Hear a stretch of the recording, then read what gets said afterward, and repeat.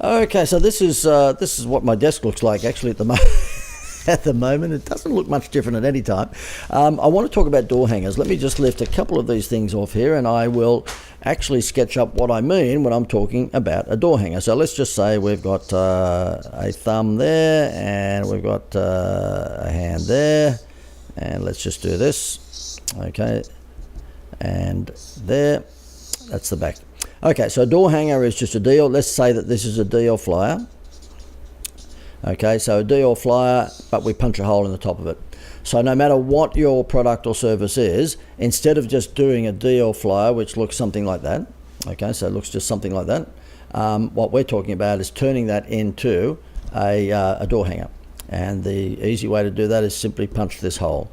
And I won't bother sketching any more on this because obviously it depends on what the product or service is, but the fact is that a door hanger will get you so much more traction than a letterbox brochure. Very simple, because nobody does them. You know, one of my marketing philosophies is to be the un. I don't know why I went is, but anyway, it might have got your attention. Is to be the un, the UN, the un of your industry, and that stands for unlike, unusual, or unconventional. And I guess the best example of that in today's world, or I guess the last 10 or 15 years, is Richard Branson. Richard Branson has exactly the same aeroplanes as Qantas and every other airline. Okay, he has the same planes, but he's been able to carve out a niche for being cheeky and for being a little irreverent and for being a fun brand, because he does crazy things. And does that stop us from, sort of the fact that he puts lipstick on sometimes and get the hostesses to carry him down the stairs of a plane, which is clearly like crazy? Does that stop us from, flying Virgin? Of course it doesn't, because we know that whilst he might be a bit nutty and a lot of fun, he takes his business very seriously. So he may not take himself seriously, but we know that he takes his business very seriously. And I must say, look, I'm a member of the Virgin Velocity program because I'm a gold member or platinum member because I fly so often. It's a real pleasure to be part of that reward scheme. His Virgin lounges at the airports are fantastic. You get treated with, real courtesy when you go up to his special lines when you check in, all that sort of stuff. They really treat you like you've been part of the royal family. He really has got it together. Why? Because he's the un of his industry. He's unlike anyone else, and he's unconventional. So therefore, when it comes to this stuff, door hangers, I'm suggesting what you want to do is make sure that you consider doing this, okay, that, instead of that. And you might be sitting there in front of your phone or your computer now saying, well, okay, how do I actually punch the hole in the leaflet? What do I do? You just simply say that to your printer. Your printer more than likely has already got what we call a die cut that he's done for maybe one or two other people in his lifetime who have asked for door hangers. But if he hasn't, it's a very simple die cut that he produces, which is a circle. He might charge you a whole $40 or $50 to do it, but maybe not. And then what you do is that instead of going through the big letterbox companies like Salmat, SALMAT, or PMP Distribution, that's P for Peter, M for Mary, P for Peter, who will pretty much only do letterbox distributing. They won't go up and put your door hanger on the front door. It's a matter of just putting it out in Gumtree or some university online portal and just looking for uni kids. Okay, look for a college kid that might be 20, 21, 22, looking for some spare money, and ask them to go out and basically put the door hangers on the front door of the homes. Now there will be some occasions where those particular kids will see there's a sticker on the letterbox which says please no pamphlets, and you have to respect that. But you can imagine the impact that a door hanger will have when that person comes home versus a letterbox brochure. I have told the story a number of times. I had a client in the Sunshine Coast in Queensland, and he was a security company where he produced security door screens and security locks for your windows, and basically gave you anything you needed to keep the bad guys out. Okay, and he wasn't getting any traction at all on his letterbox brochures. And so therefore I suggested that he does something like this, a door hanger. Now I don't have the graphics here with me on this occasion, but essentially what I did was that I drew up something like, give me a second, I'll just draw this as quickly as I can. Okay, and it had a hole there and a hole there. If I could just quickly sketch that up, this is a bad guy in a balaclava, okay? A bad guy balaclava. and it said something like, "Hi, I called, but you weren't home." Okay, and then on the back it said, "I'll be back tonight." Okay, or I might be back tonight. Obviously, we have to be careful the way that we put it. Sorry you weren't home. I'll be back tonight. Or I might be back tonight. Now, it was done in such a way that it was obviously a joke. Okay, the traction that he got from that was crazy. Rather than just putting out a normal, leaflet that says I do security doors and security locks and I key cut and all this sort of stuff, the fact is that he gave the person in that house a pretty good scare that perhaps they were leaving their property open to burglary. And that's wow factor marketing. That's direct response marketing. Now, would have it worked as well if it was a letterbox brochure, if it was just put out in a letterbox like that? I don't think so. The fact that it was on the front door really made it stood out. And of course, the creative, if I do say so myself, the creative would have played a massive part in making sure that his phone rang. What I'd like to do is just go through a few other silly things that people have done with their advertising in newspapers, and I want to pick on the pharmacy industry for a second. I've just got involved pretty heavily with the pharmacy industry, as a matter of fact, and I've picked up quite a number of pharmacy clients, and the reason is that the pharmacy industry is up against a 40-tonne gorilla. And that 40-tonne gorilla is very similar to Uber in the taxi industry. It's called Chemist warehouse. Okay, the 40-tonne gorilla looks like this. Let me just hold this closer to the camera upstairs. That is the 40-tonne gorilla. I'm trying to get the camera to work. Okay, there it is, Chemist warehouse. They are really, really, really frightening the daylights out of a lot of pharmacies, because this is what they're doing. They are basically offering half price off all sorts of things. Now, when you are a pharmacy in today's competitive field with, a Chemist warehouse on your doorstep, do you think that you're going to beat that 40-tonne gorilla on price? Of course you're not. There's no way that a normal, regular, independently owned pharmacy is going to beat the 40-tonne gorilla Chemist warehouse on price. And what's happened is that there is an accountancy firm here in Australia that looks after a whole bunch, like hundreds of independently owned pharmacies. And they've asked me to put together a training program for those pharmacies to help them combat this 40-tonne gorilla. And so that's what I'm doing at the moment. And I am absolutely confident that these independently owned pharmacies will do very well if they join the dots. And my dots are all about not competing on price with the 40-tonne gorilla. It's all about putting upmarket barista quality coffee machines in their pharmacies, so that they are going to be enticing seniors who need prescriptions to come in and get their prescriptions at that pharmacy because of the wonderful coffee that they will get for free, and of course other merchandise. And the other thing that I will be highlighting to them is, make a big deal out of stuff that you currently do but you don't make a big deal out of, like home delivery. Chemist warehouse doesn't do that. They're not built for that. They're a discount chain. But a lot of independent pharmacies actually will do home delivery, particularly, prescriptions for older people who just don't have the capacity to hang around waiting for them. That is fantastic. We're talking home delivery.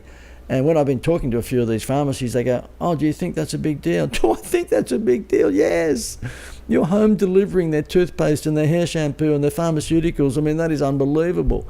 So a whole bunch of other stuff which I won't bore you with right now. But the fact is that if you're up against a 40-tonne gorilla in your business, then please don't try and take them on price. Do you think the guy who owns the hardware store down the road from Bunnings is really going to be able to ever beat them on price with his wheelbarrow? He's not going to ever be able to have the cheapest wheelbarrow in town, because the moment he puts it on for $49, you can bet your life Bunnings are going to put it on for $45. So therefore he has to come up with an artificial wow factor. He has to come up with reasons why people are going to deal with him versus going down the road. And that's when people like that, I suggest straight away they bring in some sort of reward scheme where for every $50 they get a point, and when they save that point they save up a certain amount of them and they get free cinema tickets or whatever it may be. But the fact is that you don't want to take on a 40-tonne gorilla on price. Now let me just tell you what these guys are doing wrong here. But this is Chemist Warehouse. Okay, now they are purely and simply a massive price discounter. That's what they do, okay? And so you'll see the entire page here is all about half price specials. But they have got Swiss vitamins here, taking up a reasonable amount of real estate with a $1 million giveaway. Now, I'm guessing it's probably one of the insured prize giveaways that you hear me preach about, but look at the very poor communication of that. I'll read out to you the actual copy on here. It says nothing. It just says, to enter the draw, purchase any Swiss product at Chemist Warehouse and enter online at blah blah blah.com. That is not sufficient information to get me excited. What they should be doing there is, again, showing humans. By the way, let's have a look at this page here. Can you see a human at all on that page? There is not a human being on that page. And this is the mistake that a lot of crazy Clark's style, I guess, marketers make. And that is that they just vomit lots and lots of specials on the page and forget that it's humans who are buying them.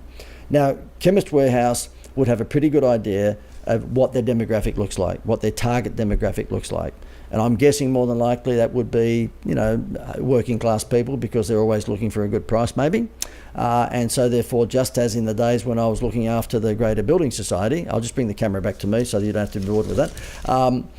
In the days that I was running the marketing for the Greater Building Society, a lot of people said to me, well, how come you've always got people in flannelette shirts? How come they're not wearing a sports jacket?